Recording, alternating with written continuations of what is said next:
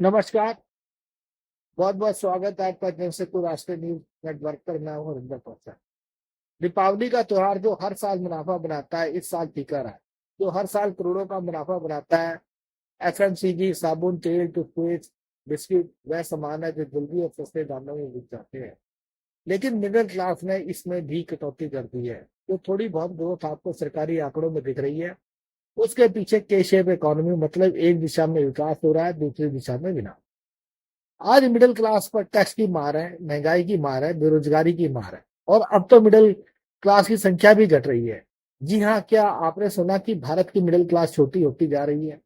क्या आप middle class में हैं? आपको लगता है कि आप अब भी मिडिल क्लास में हैं?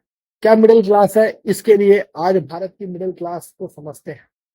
नेस्ले के अध्यक्ष ने कहा कि मिडिल क्लास का इनकम वे उपभोग ठहर गया है, बढ़ नहीं रहा है। नेस्ले जैसी एफएमजीसी प्रोडक्ट बनाने वाली कंपनी की सेल और ग्रोथ के पीछे मिडिल क्लास का ही बड़ा योगदान था। एफएमजीसी जैसे साबुन, तेल, टूथपेस्ट, बिस्किट वह सामान है जो जल्दी और सस्ते दाम पर बिक जाता है। लेकिन अब मिडिल क्लास ने इसमें भी कटौती कर ली है। पिछले 8 सालों की अगर हम बात करें तो लोएस्ट क्वार्टरली ग्रोथ हुई है। नेस्ले के अध्यक्ष और मैनेजिंग डायरेक्टर सुरेश नारायणा का कहना है कि मार्केट पोलराइज हो गया है। एक तरफ प्रीमियम गुड जो अच्छे खाते बिक रहे हैं, लेकिन जो मिडिल सेगमेंट जहां एफएमसीजी की कंपनियां ऑपरेट करती हैं वह सिकुड़ गया है। अब वह दिन आ गए हैं जब मिडिल क्लास बेलन से घिसकर टूथपेस्ट निकाल रही है। दिवाली का त्योहार जो प्रतिवर्ष करोड़ों का मुनाफा बनाता है, इस साल फीका ही रहा। यहाँ तक कि धनतेरस के दिन भी सोने की डिमांड में कमी देखी गई। इंडियन ज्वेलर एसोसिएशन के मुताबिक जहां पिछले साल 42 टन की सेल हुई थी, इस साल बस 35 टन की ही हो पाई। यदि बात करें तो चांदी की सेल पिछले साल से 30% ज्यादा बढ़ी है। सोना नहीं तो चांदी ही सही, कम से कम चांदी के गहनों पर सोने का वर्क लगाकर कुछ तो खुश हो लेगा मिडिल क्लास।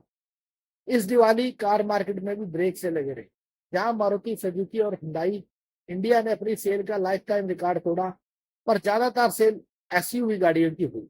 टाटा मोटर्स और होंडा की पिछले अक्टूबर के मुकाबले में कम गाड़ियां बिकी। इस साल कारों की बिक्री इतनी कम हो गई कि कार डीलर के पास 7 लाख से ज्यादा गाड़ियां खड़ी हैं और खरीदने वाला कोई नहीं है। शोरूम में ग्राहकों का इंतजार करती खड़ी इन गाड़ियों की कीमत 79,000 करोड़ है। वहीं टू व्हीलर्स की सेल में भी कमी आई है।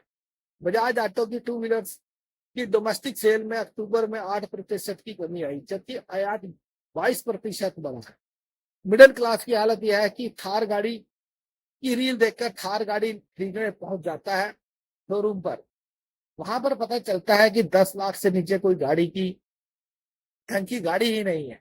5 से 6 लाख का मॉडल भी ऑन रोड 8-9 लाख का पड़ रहा है। स्कूटर मोटरसाइकिल की कीमत भी 1 लाख से ऊपर ही है, और ओला बाइक का तो कहना ही क्या।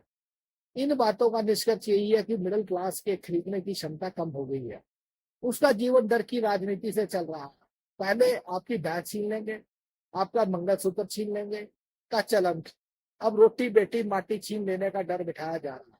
लेकिन इन सबके चक्कर में आपका सुख चैन छीन लिया गया है। खरीद नहीं रहे तो मिडिल क्लास बचा रही होगी, या कंजूस हो गई है मिडिल क्लास। मिडिल क्लास की तो डूबी रही है बचत।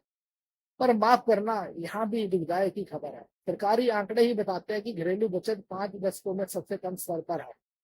साल 2020-21 में घरेलू बचत सबसे ज्यादा थी, 23.29 लाख करोड़। उसके बाद वह गिरती गई। 2020-21-22 में 17.12 लाख करोड़ थी। 2022-23 में बस 14.16 लाख करोड़। सोचने वाली बात यह है कि जब बेरोजगारी और महंगाई दोनों अपने चरम पर है, तो बचत कहां से? जो थोड़ी बहुत बचत मिडिल क्लास ने की, वह भी डिजिटल फ्रॉड में उड़ी जा रही है। जुलाई 2024 से कंसल्टिंग फर्म रेडशियर की रिपोर्ट आई कि 70% हाउस होल्ड ने कहा उनकी इनकम में पिछले 5 सालों में कोविड के बाद कोई वृद्धि नहीं हुई है। कैसे वह अपर मिडिल क्लास में जाएंगे? उल्टा मिडिल क्लास पर कर्ज बढ़ गया है। कर्ज लेकर मिडिल क्लास शादियां करवा रहा है। कर्ज लेकर लोग अपने बच्चों को विदेश में पढ़ने भेज रहे हैं। कर्ज पर ही घर, कार, मोबाइल सब लिए जा रहे हैं। अमेजॉन, फ्लिपकार्ट में आसान किस्तों की सुविधाएं दे डाली हैं। वही लालच में कितने ही लोग संदिग्ध लोन ऐप के जाल में फंस रहे हैं। याद रही है, मिडिल क्लास की कहानी है, अपर क्लास की नहीं। वह तो बिना कर्ज चुकाए भी अपना सूटकेस उठाकर विदेश निकल सकता है। उनको सब कुछ अलाउड है। आम आदमी 20,000 का लोन भी टाइम पर नहीं चुकाता है तो बैंक वाले उसको परेशान कर देते हैं। अब आप कहेंगे कि जीडीपी तो 7% बढ़ रही है, फिर मिडिल क्लास क्यों नहीं बढ़ रहा? यह एक प्रश्न है जिसे समझने में अर्थशास्त्रियों को भी दिक्कत आ रही है। एक तरफ खबर आती है कि अर्बन उपभोग कम हो रहा है, मतलब मिडिल क्लास कम खर्च कर रही है। एनएसएसओ सर्वे का डाटा बताता है कि उपभोग 3.5% वार्षिक दर से बढ़ रहा है। लोगों की आर्थिक गतिविधियों से ही जीडीपी का अनुमान लगाया जाता है। जब उपभोग 3.5% है तो इनकम कैसे 7% बढ़ रही है? और अगर ऐसा है तो बचत को भी बढ़ना चाहिए। पर जैसा कि हमने देखा कि घरेलू बचत बढ़ने की बजाय 47 सालों के सबसे निचले स्तर पर ना आपका उपभोग बढ़ रहा है ना बचत बढ़ रही है, फिर जीडीपी कैसे बढ़ रही है? क्या जीडीपी सचमुच में बढ़ भी रही है या जीडीपी का केवल प्रचार बढ़ रहा है? एक अमेरिकन संस्था पीयू की रिपोर्ट के अनुसार मिडिल क्लास वह है जो रोज का 10 से 20 डॉलर तक कमाता है। सवाल यह है कि कितने लोग हैं जो रोज का 800 रुपए कमाते हैं? सब जानते हैं कि देश के 90% लोग महीने का 25,000 से भी कम कमाते हैं।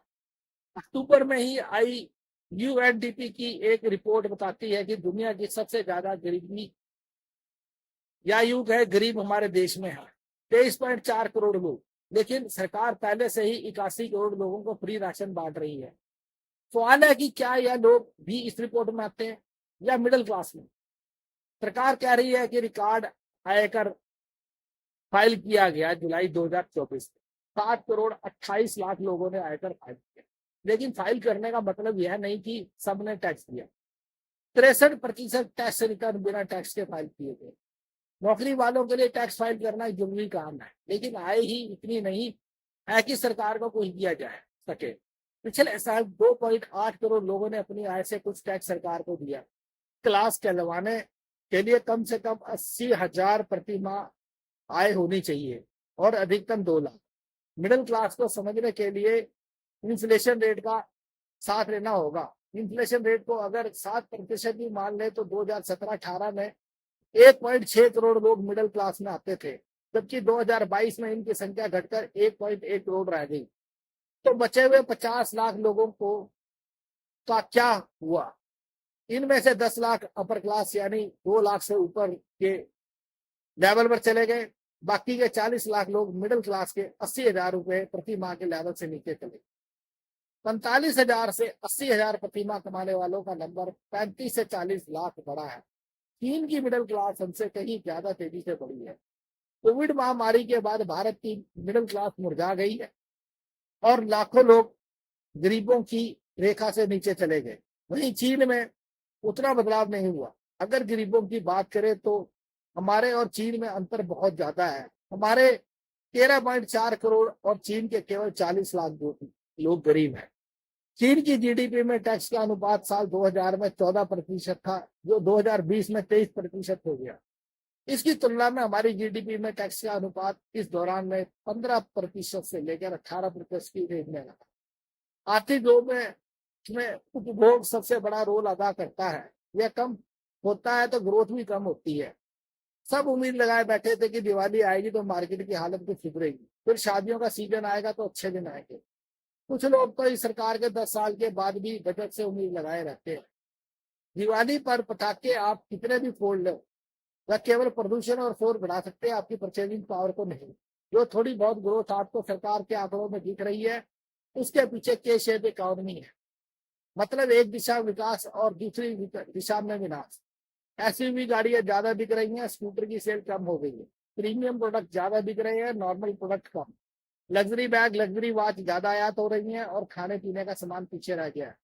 सरकार ने भी मान लिया है कि इकोनॉमी मिडिल क्लास की नहीं अपर क्लास के भरोसे है। सरकार ने भी मिडिल क्लास को छोड़कर अपर क्लास पर ध्यान देना शुरू कर दिया है। अब अमीरों के हिसाब से योजनाएं तैयार हो रही हैं। उदाहरण के तौर पर लग्जरी गुड्स पर जीएसटी कम है, रोजमर्रा की चीजों पर ज्यादा। आज मिडिल क्लास पर टैक्स की मार है, महंगाई की मार है, बेरोजगारी की मार है और अब तो मिडिल क्लास की संख्या भी कम हो रही है। लेकिन मिडिल क्लास की एक चीज जो तेजी से बढ़ रही है और जिसकी चिंता करने की जरूरत है, वह है मिडिल क्लास की खामोशी। कहीं यह चुप्पी किसी तूफान के पहले की खामोशी तो नहीं। 1 से 2